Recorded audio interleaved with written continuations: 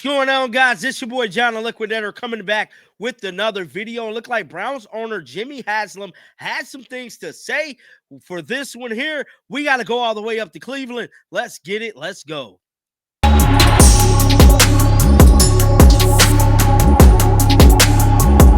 Look like the plan is definitely going as scheduled.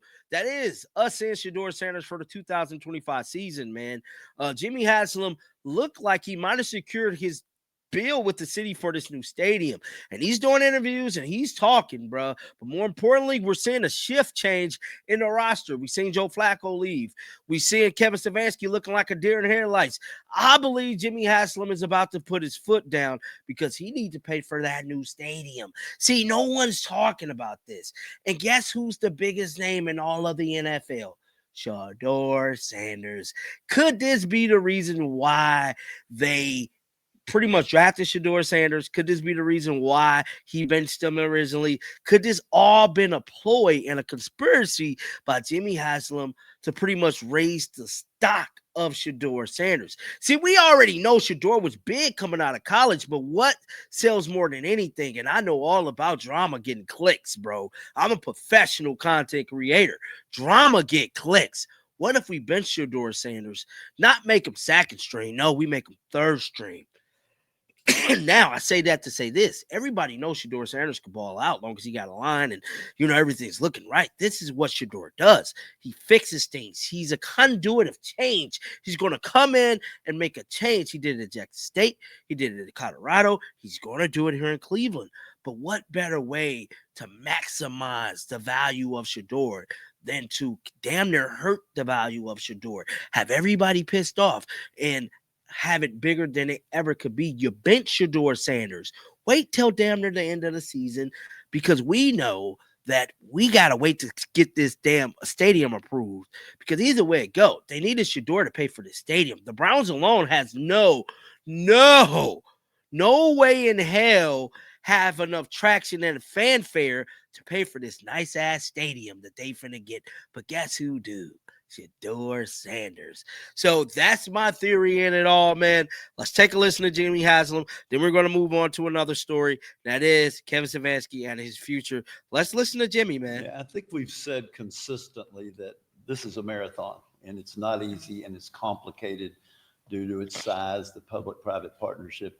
I'd say this is a significant hurdle to get by. We were always confident we'd work it out one way or another. It's a significant hurdle to get by, and we're very excited. And when we shook hands with the mayor on Friday afternoon, we're excited to move forward. So I think it's a big step. Yeah, I think we've said consistently that this is a. So as y'all can see, Jimmy Haslam is all smiles. He got his quarterback of the future. He pretty much created a storyline of a lifetime, bro. The storyline that he has created with Shador Sanders is by far awesome, bro. I just got to keep it real. It is. Now, moving on to another story. Well, we know Mike Tomlin had some things to say. Now we got none other than Pat McAfee speaking about it, and that's what we're finna check out right now. Let's listen. Andrew Berry, potentially.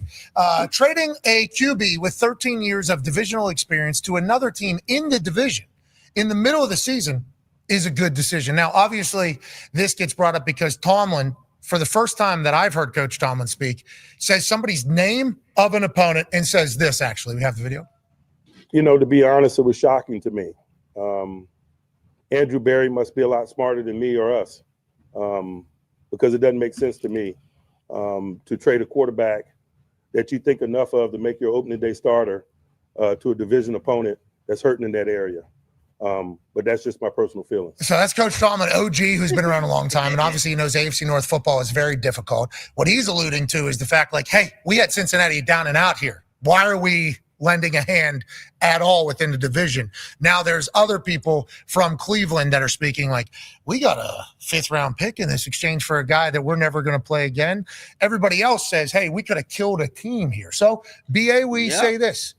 And that is the thoughts. Now we got some other people talking about this Kevin Stefanski keeping his job. Let's listen to Riz. They could have played hardball and said, oh, really? You guys want to screw around? Screw you. No, they didn't. They took the high road. Duly noted, Jim. And D. Very, very nice. $100 million, Chris. $30 million to get the old. Can I please please, I'm begging you, Mayor Bibb. The first explosive. I want to do it. I want to blow that thing to sky high. The Haslams didn't have to do this. Now, he was speaking about the stadium, man. Now, this is more so about Kevin Stefanski and Andrew Berry relationship. But what he could have done there is he could have defended Andrew Berry, and he didn't. And this whole process of trading Joe Flacco, he could have defended Andrew Berry, and he has not. Like this, I think, is a significant sign of a fracture there. He's not going to say anything. I mean, yes, but he didn't have to say anything, but he could have defended Andrew Berry. Significant sign of a fracture. All right, let's do common sense here. I don't think these two are aligned in the same way they have in the past. Well, they're thought partners. I think that I do firmly believe that this is Mike Tomlin in his own way defending Kevin Stefanski. If you work through it just how you would feel if you were a head coach, you've done all this, you decided on Joe Flacco, and then a couple of weeks later, basically, he's gone. He's gone. And you say that you're surprised. The first thing you said is you were surprised, and then I understood that he kind of walked it back a little bit and said, well, you're surprised anytime these calls are made because you didn't think that the Bengals would be calling you for a quarterback and this, that, and the other, and all that crap. And I know he went on his coach's show on Thursday and he tried to explain it away again a little bit.